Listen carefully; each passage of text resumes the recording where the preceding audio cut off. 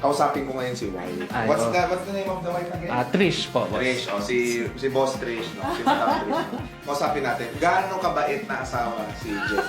Mabait daw ba? Oo. Hindi ba mabait? Mabait naman. Mabait. Dito ka. Boss, medyo ano eh.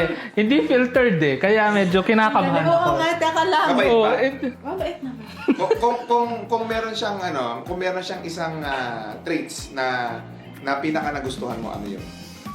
Lagi ko naman sinasabi sa kanya, gusto at ayaw ko sa kanya. Ano yung pinaka gusto? Mabait.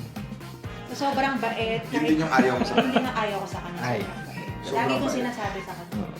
Ilang beses na sinasabi sa akin yan, boss. Eh. Correct. So kinokontrol ko na lang ako. Kasi dito sa business natin, hindi naman pwede yung so sobrang bait mo. Baka, yun nga, yung mga ibang tao, pinagsasamantalahan ka na, no?